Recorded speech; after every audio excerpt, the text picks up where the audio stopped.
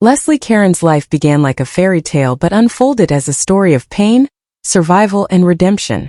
Born on July 1, 1931, in Boulogne-Billancourt, France, she grew up in luxury.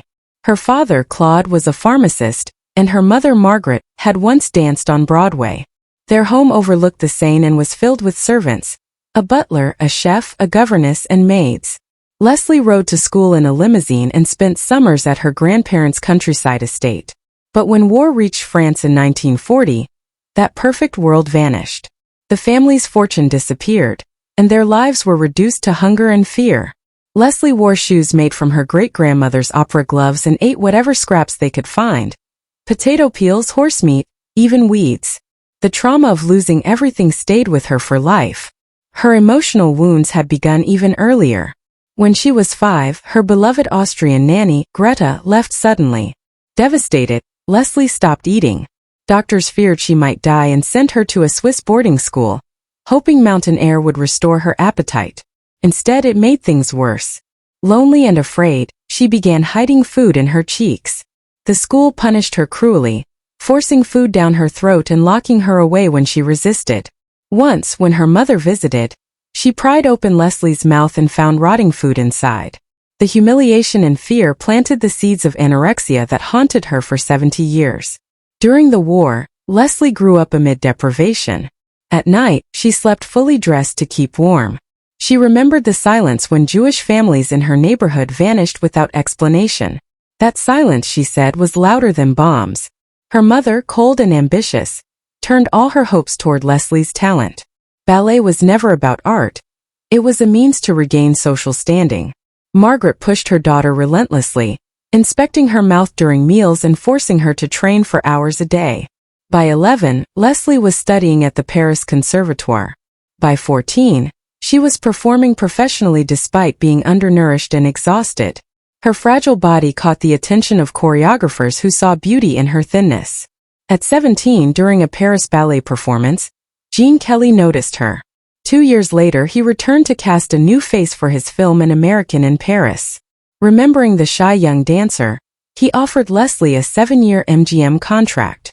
At 19, she packed a small suitcase, cut her hair, and sailed for America without knowing a word of English. Hollywood dazzled her but also frightened her. She weighed just 95 pounds when she arrived. At her first studio dinner, she stared at a steak larger than anything she had ever seen. She couldn't finish it. MGM controlled every aspect of her life. Her hair, her clothes, even her weight. During filming, she worked grueling hours, dancing through pain and illness. Yet the 17-minute ballet sequence in An American in Paris became one of the most celebrated in film history. Leslie's grace and innocence made her an icon. In 1953, she fought MGM to keep her character in Lily simple and authentic rather than glamorous. Her performance moved audiences around the world and earned her an Oscar nomination. Critics called it a revelation. But success could not heal the loneliness within her. The little French girl who had once hidden food now had to hide her identity, forced by MGM to Americanize her accent and persona. At 20, Leslie married George Hormel, heir to a vast meatpacking fortune. What looked like a fairy tale quickly became a cage. His family disapproved of her Frenchness and her artistic ambitions. Expected to be a perfect American wife, she felt suffocated and divorced him after 3 years. In 1956, she married British director Peter Hall and moved to London, hoping for stability. She left Hollywood for motherhood, but soon realized she had traded one confinement for another. When Gigi began filming in 1958, Leslie was caring for her newborn while performing long days on set. The film became a global sensation, winning 9 Oscars, but she felt disconnected from the glamour. She disliked her own voice and doubted her singing, which had been partly dubbed. Still, she was now among MGM's brightest stars. As the 1960s began, Leslie sought more serious roles. The L-shaped room in 1962 changed everything. Playing an unmarried pregnant woman, she delivered a raw, emotional performance that won her a BAFTA, a Golden Globe, and another Oscar nomination. Yet her personal life was in turmoil. Her marriage to Hall was collapsing when she met Warren Beatty. Their affair became a scandal, splashed across newspapers when Hall used it in their divorce case. Beatty was even ordered to pay legal costs, but the relationship ended painfully. Leslie later said she refused his marriage proposals because he reminded her too much of his sister, actress Shirley MacLaine.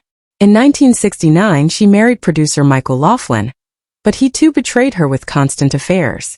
Leslie turned to alcohol to numb her despair. By the time they divorced in 1980, she was emotionally and financially ruined. Years of repression, failed love, and public image pressure drove her deeper into drinking. The roots of her pain went back to her childhood, the constant search for love and approval that her mother never gave. Then came tragedy. In 1982, her mother took her own life by swallowing pills. Leslie was filming when she received the news. The guilt and grief crushed her. A decade later, in 1993, she attempted suicide herself, mixing pills and alcohol at her inn in Burgundy, France. She lay unconscious for 2 days before being found. Survival forced her to confront everything she had buried. Running the inn had been meant as a new beginning. She had poured her savings into restoring the old house, working with her own hands. But the business struggled and she felt trapped again. Overworked, alone, and drowning in debt. Therapy after her suicide attempt helped her see how deeply her abandonment issues shaped her life. She finally understood that her lifelong hunger, for food, for affection, for recognition, came from the loss of her nanny and her mother's coldness. That same year she joined Alcoholics Anonymous. It became her salvation. The meetings gave her discipline, faith, and community. She said AA was like her religion, keeping her grounded when fame and memory failed her. Slowly, Leslie rebuilt her life. She returned to acting on her own terms, choosing small but meaningful roles. In 2000, she appeared in Chocolate, playing a gentle widow whose quiet wisdom moved audiences once again. At 75, she astonished viewers with a powerful performance in Law & Order, SVU, speaking mostly in French and portraying a rape survivor. The role earned her an Emmy and reminded the world of her depth and courage. In 2009, she published her memoir, Thank Heaven. Writing it, she said, was like therapy. She spoke honestly about her mother's cruelty, her eating disorder, her marriages, and her years of despair.